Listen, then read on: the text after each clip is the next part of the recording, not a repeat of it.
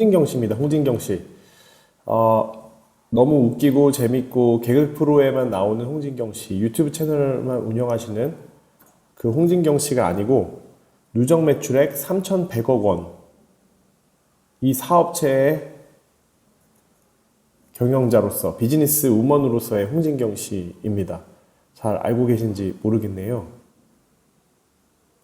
자, 아니 이 홍진경 씨가 운영하고 있는 비즈니스가 있다고요? 그렇습니다. 1993년에 이제 슈퍼 엘리트 모델로 데뷔를 하셔서 모델과 방송인으로 종횡무진 활약을 하셨었는데요. 그 이후 10년 후에 결혼과 함께 연예계를 떠났습니다. 너무 힘드셨나 봐요.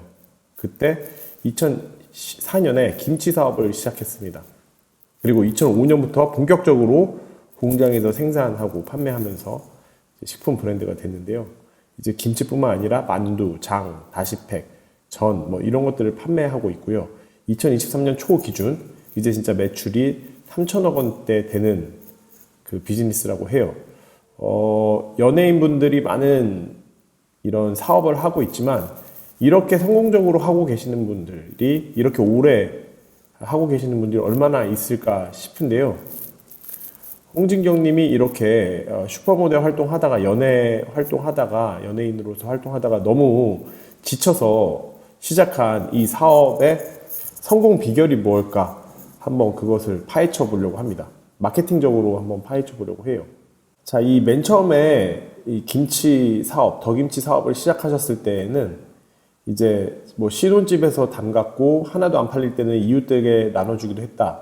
그러니까 우리가 흔히 생각하듯이 뭐 엎드려서 헤엄쳤다 이런 게 아니에요. 정말 뭐 연예인의 후광을 얻고 물론 어느 정도 효과가 있긴 했겠지만은 고생 하나도 안 하고 뭐 대규모 투자를 받아서 막 그렇게 사업을 하신 게 아니고요.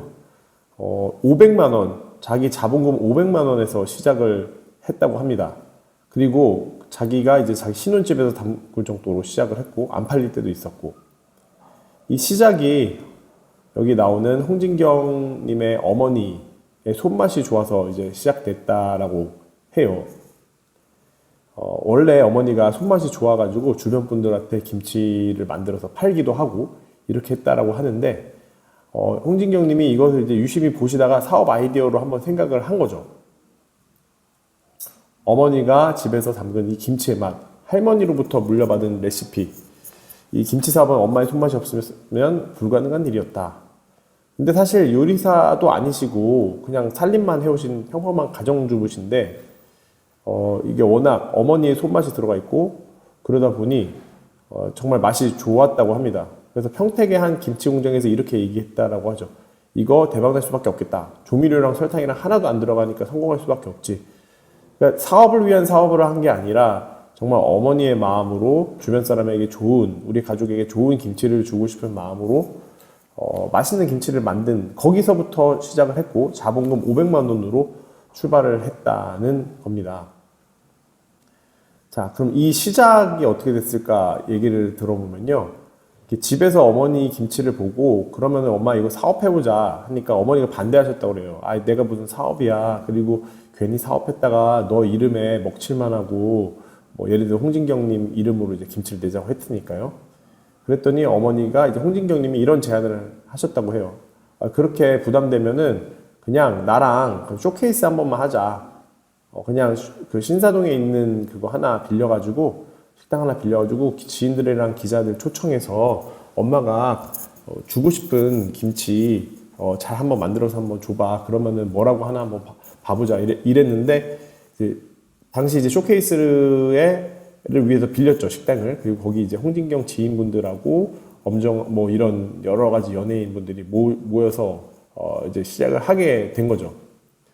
그래서 이렇게 어쨌든 맨 처음 시작할 때부터 이렇게 연예인이기 때문에 올 수 있는 어느 정도의 홍보 효과는 있었던 것 같아요.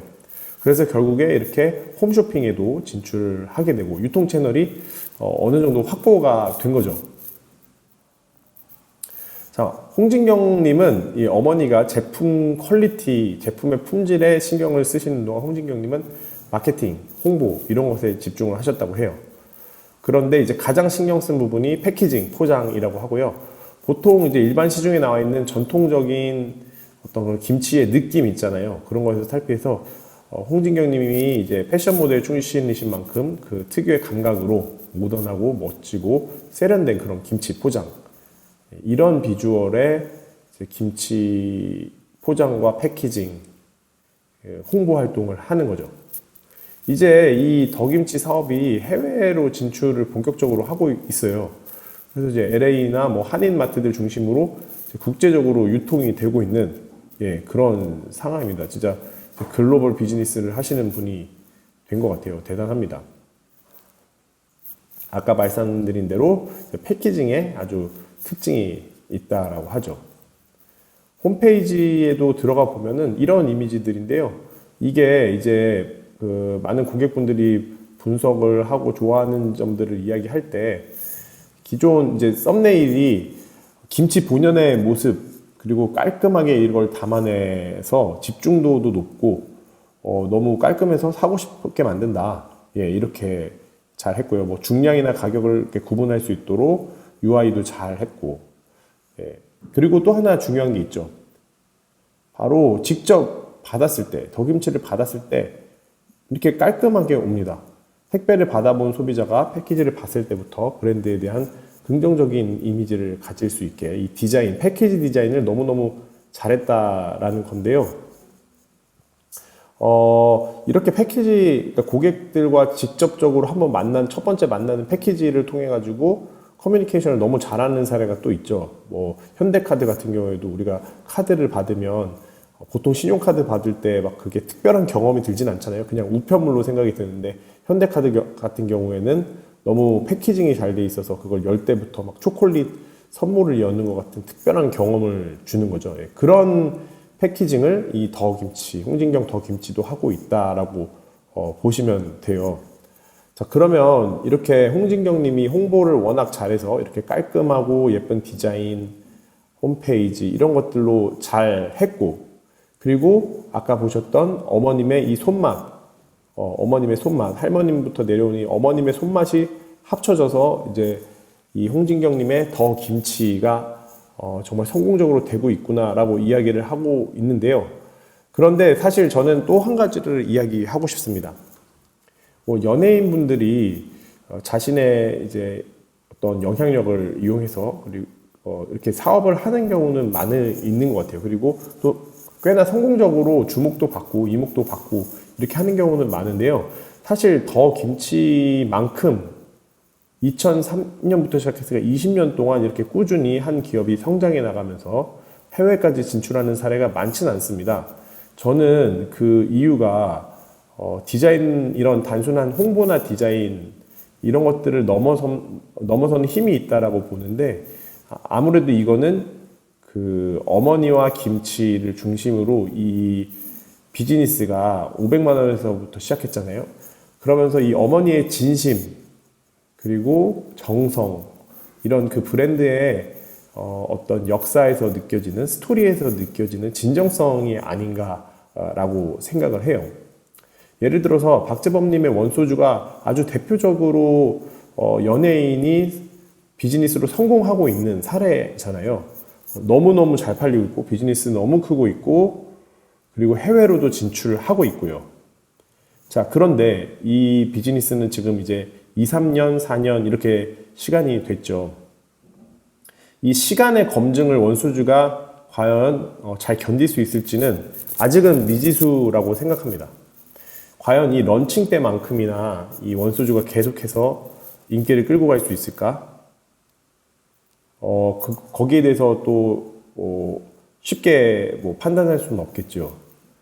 사업이라는 게 이제 비슷한 카테고리에서 제품들이 쏟아져 나오면은 부침을 겪게 마련이잖아요. 예를 들면 원소주 같은 경우도 워낙 주류 브랜드들이 이제 그런 프리미엄 증류식 소주에 많은 제품들을 내고 있고 연예인들도 다 뛰어들고 있는데, 그러다 보면 이제 부침이 있는데 그 시기를 박재범의 원소주가 잘 버틸 수 있을지는 어디에 달려 있을까요? 결국에는 그 사업을 왜 그 사업을 하냐 하는 그 사업의 동기에 있다라고 볼 수 있어요. 결국에 잠깐 성공하는 건 가능하지만 진짜 꾸준하게 롱런하면서 오랜 기간 성공하는 브랜드를 만드는 거 그거는 생각만큼 쉽지 않다. 그런 면에서 저는 박재범의 원소주가 지금까지 너무 성공적이었는데 이게 앞으로 부침을 모두 극복하면서 앞으로도 성공적인 브랜드가 될 수 있을까? 그거에 대한 질문은 이 사업, 원소주라는 사업을 하는 박재범님의 동기에 있다라고 생각을 해요. 자, 한번 그거하고 비교해서 이 홍진경님의 더김치를 봐볼게요. 홍진경님의 더김치가 출발한 이유는 사업으로 성공해서 출발한 게 아니죠. 그냥 엄마가 집에서 즐거워서 가족을 생각하고 주변 사람들을 생각해서 담근 김치에서 시작을 했고요.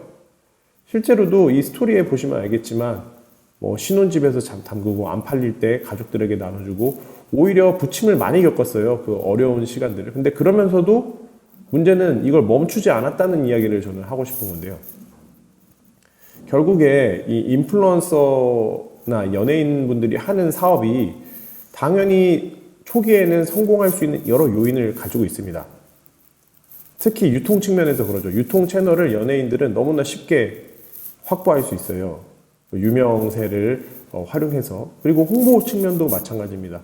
홍보도 자연스럽게 홍보가 돼요. 그런데 문제는 이 제품에 대한 진정성이 있어서 계속해서 연구하고 개발하고 이거를 계속해서 팔려고 하고 어려운 시기도 버틸 수 있는가 하는 그런 관점에서 이 홍진경님의 더 김치는 너무너무 좋은 그 모범적인 성공 사례를 보여준다고 생각해요. 이 홍진경님의 어머니 그리고 홍진경님도 결국 어머니죠. 엄마죠. 가족들에게 좋은 김치를 주고 싶은 그 마음 때문에 계속 하고 있는 이 사업. 그래서 이렇게 오랜 시간 20년 동안 이 사업을 계속 지속하면서 지속적으로 성장하고 성공하고 있는 게 아닌가 그렇게 생각합니다. 네, 그래서 요약하자면 이제 마케팅을 우리가 생각할 때 기본적으로 4P를 생각하잖아요. 제품, 가격, 유통, 홍보. 그래서 프로덕트, 프라이스, 프로모션, 플레이스 뭐 이렇게 이제 해서 그것을 이제 마케팅의 활동이라고 부르는데 연예인, 인플루언서 분들이 이런 그 4P에 있어서 당연히 너무 성공할 수 있는 여러 가지 요인을 가지고 있는 것은 맞다. 하지만 그것은 단기적인 마케팅 관점에서만 봤을 때 그렇고 장기적으로 이 브랜드가 정말 오래 갈 것인가 이 뭐 예를 들면 창업자가 비즈니스를 그만하더라도 여전히 사람들에게 매력적인 브랜드로 제품으로 인식될 수 있을까는 결국에 그 창업한 사람의 이 제품에 대한 진정성과 고객을 향한 진정성에 달려 있다라고 생각해요. 만약에 원소주라는 브랜드를 박재범 님이 진짜 소주에 대한 애정, 한국 문화에 대한 애정, 내가 집에서 어떻게라도 이 소주를 만들어서 주변 사람들에게 원래 주려고 했었는데 사업을 하게 됐다라는 거하고 그냥 비즈니스적으로 어떤 기회를 발견하거나 혹은 외국 힙합 래퍼들이 이런 주류 브랜드를 하면서 운영하니까 이렇게 생각했을 때 하고 당장은 차이가 보이지 않을 수 있지만 시간이 지나면서 그 결과가 점점 더 그 사업을 시작한 동기를 명백하게 말해주지 않을까 그런 생각을 합니다.